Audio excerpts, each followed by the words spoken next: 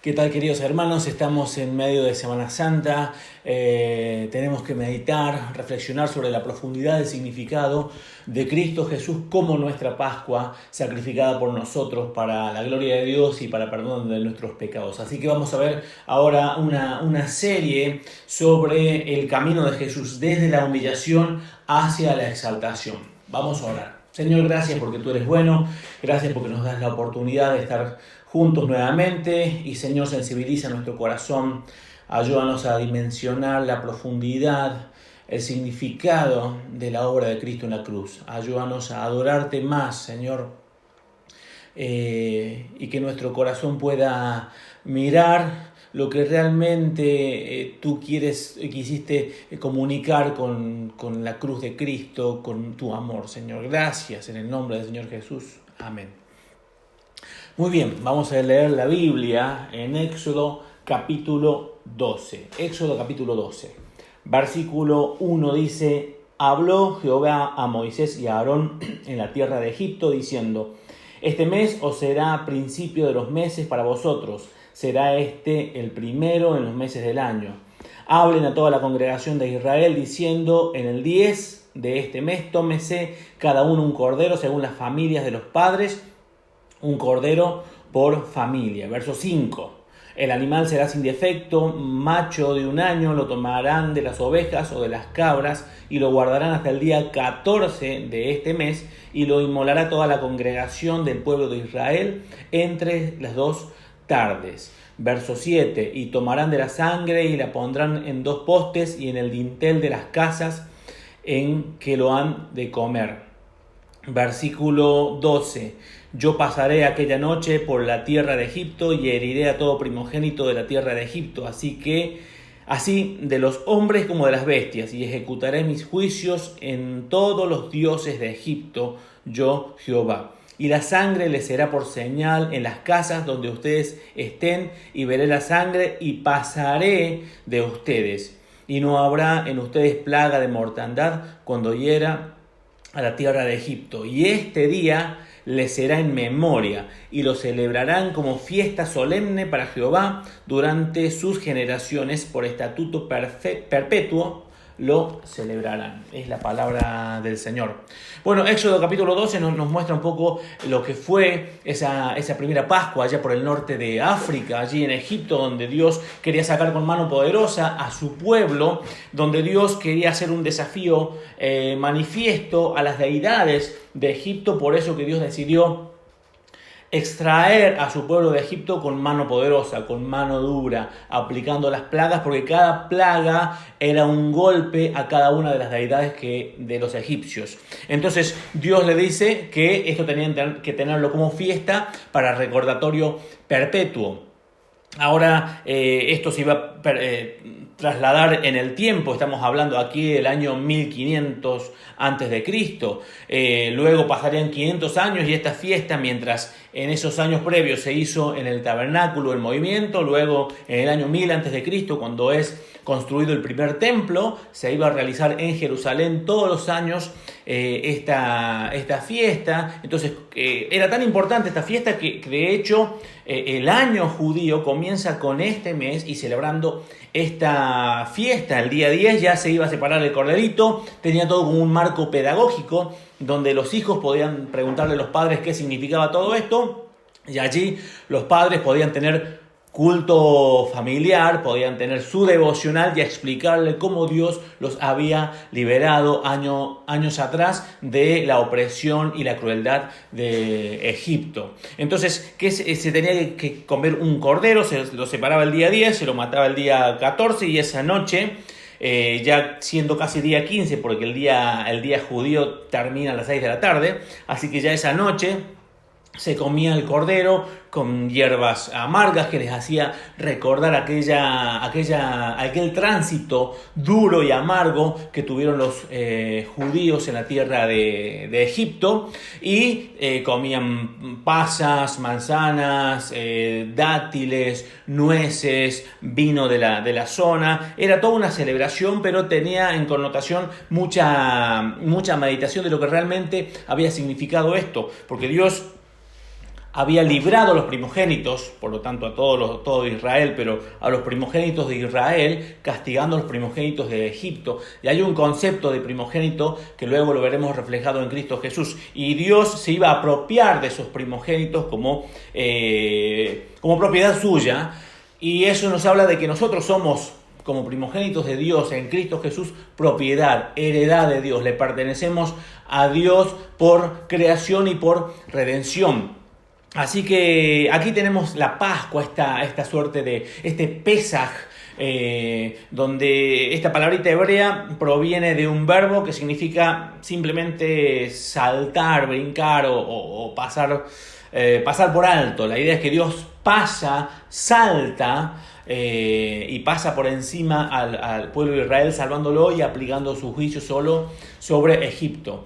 Entre paréntesis, toda persona merece el juicio de Dios por ser pecadora. Aún Israel merecía el juicio de Dios. Simplemente que Dios, en su soberanía y en su elección, quiso proteger a su pueblo porque Dios tenía un plan con Israel. Entonces, esto trasladándolo a la época ya del segundo templo, a la época de Jesús, podemos imaginarnos miles de peregrinos llegando a Israel. Podemos imaginarnos a aquellas verdes praderas tachonadas con carpas blancas repletas de gente que venían para la fiesta, que tenían días de camino.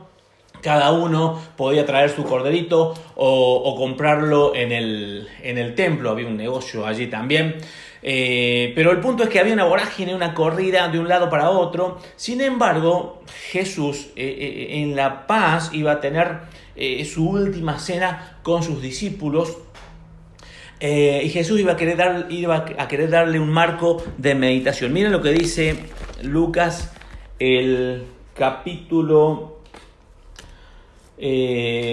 22, versículo 14. Cuando era la hora, se sentó a la mesa con él los apóstoles, y les dijo: ¿cuánto he deseado comer con ustedes esta Pascua antes que padezca? Porque Pascua se les llamaba a todo ese periodo de 4 días, o se le llamaba del 10 al 14, se le llamaba a toda la fiesta, o a veces Pascua se identificaba al Cordero como simple Pascua. Por eso se hablaba de comer la Pascua y Cristo habla de esa manera. Verso 16, porque les digo que no comeré más hasta que se cumpla en el reino de Dios. Y habiendo tomado la copa, dio gracias y dijo: tomen esto y repártanlo entre ustedes, porque les digo que no beberé más del fruto de la vid hasta que el reino de Dios venga. Y tomó el pan y dio gracias y lo partió y les dio diciendo: esto es mi cuerpo que por ustedes es dado, hagan esto en memoria de mí. De igual manera, después que hubo cenado, tomó la copa diciendo: esta copa es el nuevo pacto en mi sangre, que por ustedes se derrama. Fíjense qué reflexión profunda en un marco de meditación. Mientras todos estaban corriendo, horas antes los sacerdotes estaban vestidos de blanco, tenían su estructura cúltica, cantaban el Salmo 81, iban interpolando toques de trompeta de plata, el humo de los sacrificios se asomaba por los techos del templo. Entonces, peregrinos de un lado para otro, y sin embargo, según los cruzados que llegaron en el siglo 10 y 11, identificaron ellos que al sur de la ciudad posiblemente Jesús tuvo la última cena. Supongamos que fue al sur de la ciudad. Allí estaba Jesús en un lugar tranquilo, comiendo la cena con sus discípulos. Ahí pudiéramos recordar un poco el marco, ¿no? Cuando Jesús le lavó los pies a sus discípulos, cuando Pedro se negó a ello. Jesús le dijo: bueno, si no te lavo no vas a tener parte conmigo. Y Pedro le dice: bueno, báñame entonces. Y Jesús le dice: no, el que está limpio no necesita sino lavarse los pies, dando el ejemplo. Cristo diciendo: yo soy el Señor y el Maestro. Estoy hablando de Juan capítulo 13.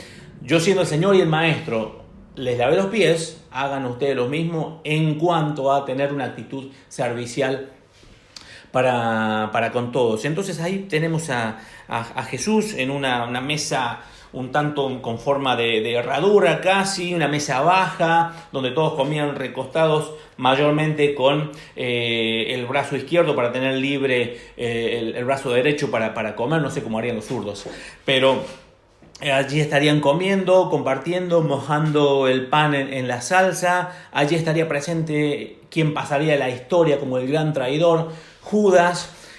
Pasarían muchas cosas, ¿no? Pero quisiera hacer eje en la humildad, en el silencio, en la meditación de Cristo Jesús y en la institución en la cual Él se iba a representar como la verdadera Pascua, que ya no era recordar simplemente la liberación del pueblo de Israel de la opresión de Egipto, de las hierbas amargas que significaban su sufrimiento. Cristo Jesús, bajo un nuevo pacto, venía a proponer una nueva relación, una nueva alianza duradera, perenne, en la cual Dios trabaría una relación íntima e indisoluble con su pueblo a través de la sangre de Cristo derramada en la cruz. Y eso es lo que domingo a domingo se intenta o se hace en la iglesia para recordar lo que Cristo Jesús hizo por nosotros. Entonces, quisiera que consideráramos algo también muy importante, lo que pasó después de la cena del Señor. Cuando Jesús se encuentra, sale de ese lugar y se va ya decidido al Getsemaní a tener un tiempo con Dios, un tiempo de oración, un tiempo de reflexión. Y quisiera comentarles un par de cosas importantes sobre este significativo evento en la vida de Cristo Jesús. Pero antes de esto vamos a ver un pequeño video y algunas fotos que nos hablan del lugar donde Cristo Jesús, de ese jardín en Getsemaní, donde Cristo Jesús tuvo una de sus reflexiones y batallas más profundas.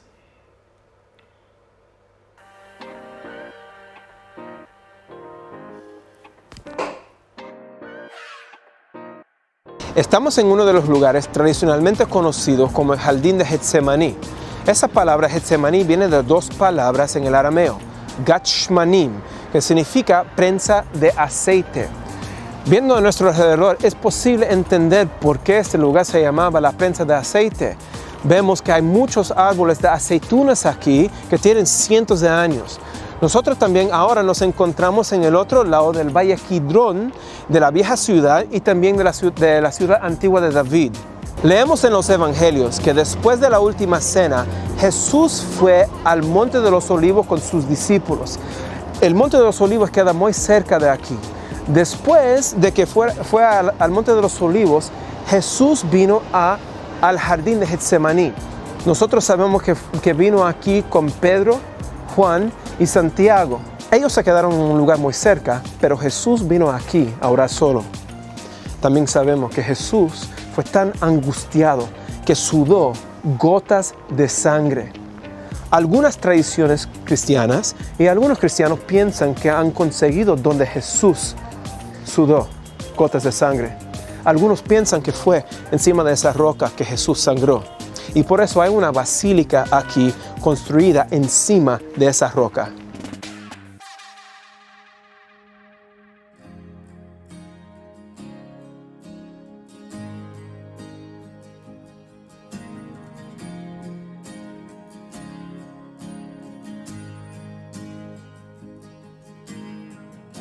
Nuestros corazones insaciables son hasta que conocen a su Salvador.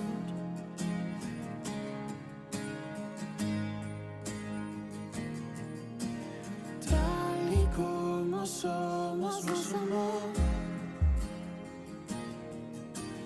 Hoy nos acercamos sin temor.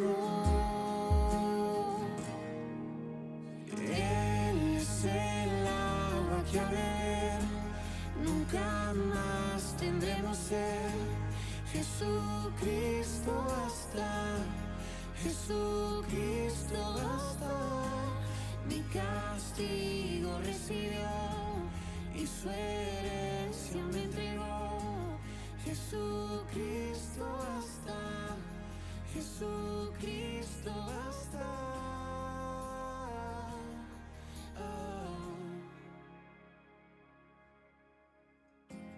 Fuimos alcanzados por su gran amor, y con brazos abiertos nos recibe hoy.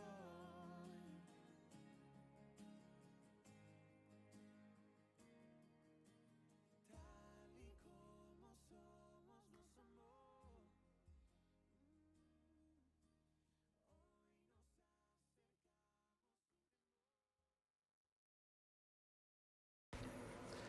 Muy bien, hemos estado viendo imágenes y videos descriptivos que nos introducen en el contexto geográfico de Jesucristo. Allí estuvimos viendo precisamente el huerto de Getsemaní hacia el este de la ciudad de Jerusalén. Uno puede ver por la mañana esa ciudad dorada porque el sol impacta directamente sobre la piedra caliza y se ve realmente hermosa. Se puede ver la puerta de la misericordia, donde según la tradición judía Cristo Jesús entrará nuevamente por allí. Se pueden dimensionar las antiguas construcciones y este lugar, el huerto de Getsemaní, es un lugar que nos lleva mucho a la reflexión, al pensamiento, porque en ese lugar, precisamente, Jesucristo tuvo una de las mayores, o creo que la mayor manifestación de humanidad de Cristo Jesús. Recordemos que Cristo Jesús es hombre y es Dios en su total dimensión. Y Cristo Jesús manifiesta en este huerto su faceta, su beta humana. Y miren lo que dice el texto de Lucas capítulo 22, versículo 39. Y saliendo, ya habían salido de la última cena, ¿verdad? Ya habían cantado el Jalel, los himnos y demás. Y saliendo se fue como solía al monte de los olivos y sus discípulos también le siguieron. Cuando llegó a aquel lugar les dijo: oren para que no entren en tentación. Y él se apartó de ellos a distancia como de un tiro de piedra y puestos de rodilla oró diciendo: Padre, si quieres, pasa de mí esta copa, pero no se haga mi voluntad sino la tuya. Y se le apareció un ángel del cielo para fortalecerle, y estando en agonía oraba más intensamente, y era su sudor como grandes gotas de sangre que caían hasta la tierra.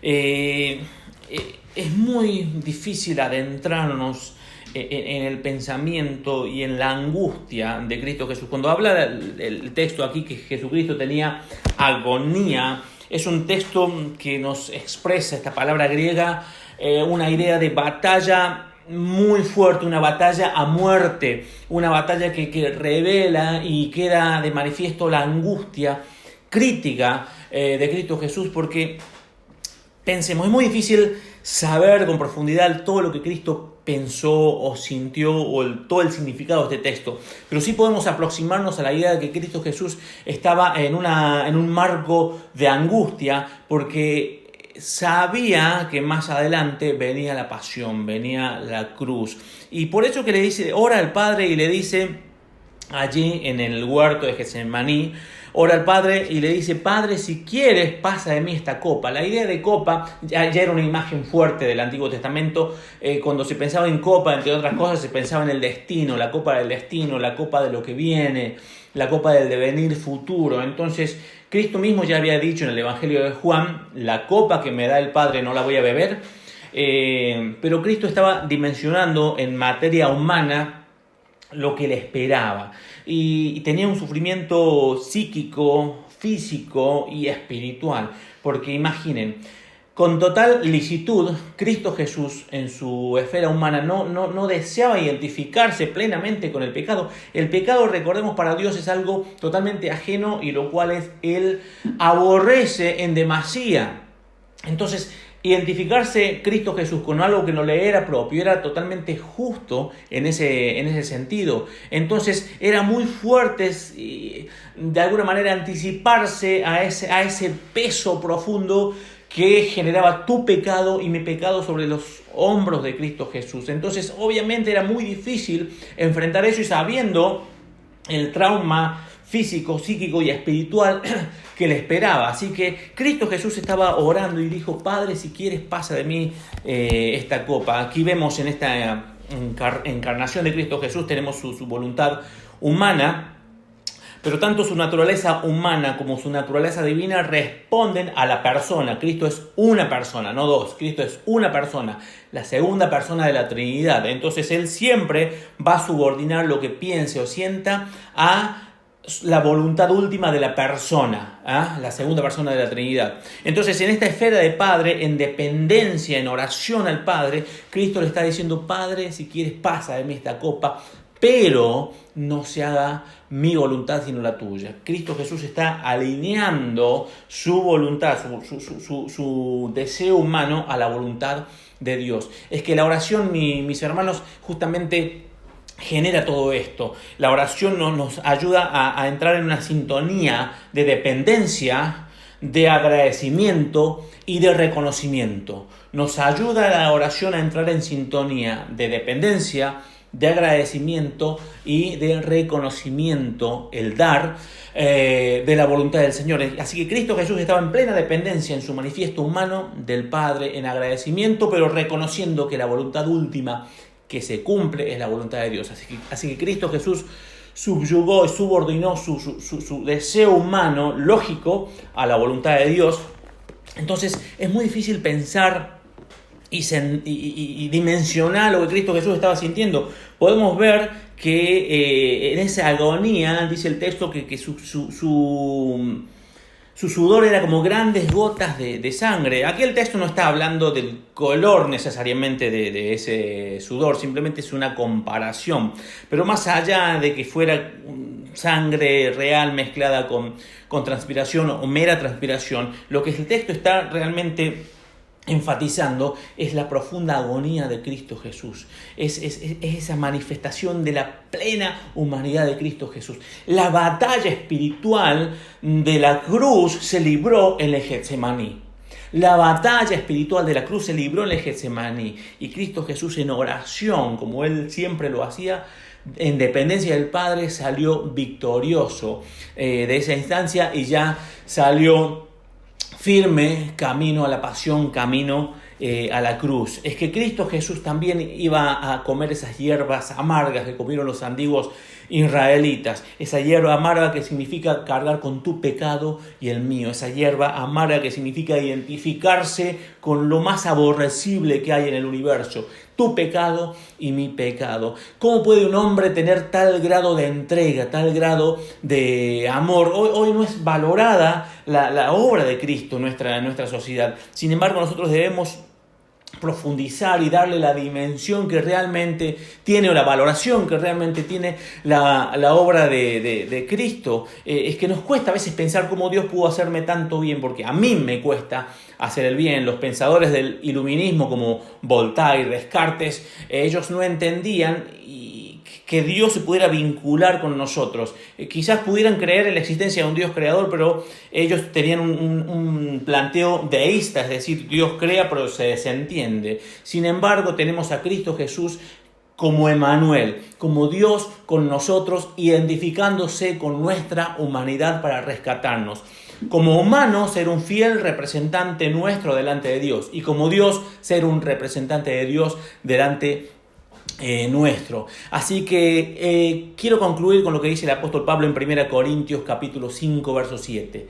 Nuestra Pascua, que es Cristo, ya fue sacrificada por nosotros. Ese es el eje. Cristo Jesús en entrega plena, en obediencia al Padre, muriendo por tu pecado y por mi pecado. Que nuestro corazón pueda reconocer la obra de Cristo, arrepentirnos por nuestros pecados y creer en el Evangelio. Que esta reflexión de fin de semana sea distinto y podamos atesorar en nuestro corazón el real valor de Cristo Jesús. Y pensar que Cristo Jesús sintiendo cómo su corazón estaba en una prensa, de ahí la idea de Getsemaní, en una prensa, bajo la tremenda presión del pecado, sin embargo, siguió adelante, para la gloria de Dios y para tu salvación, mi salvación y nuestra paz. Que Dios te bendiga.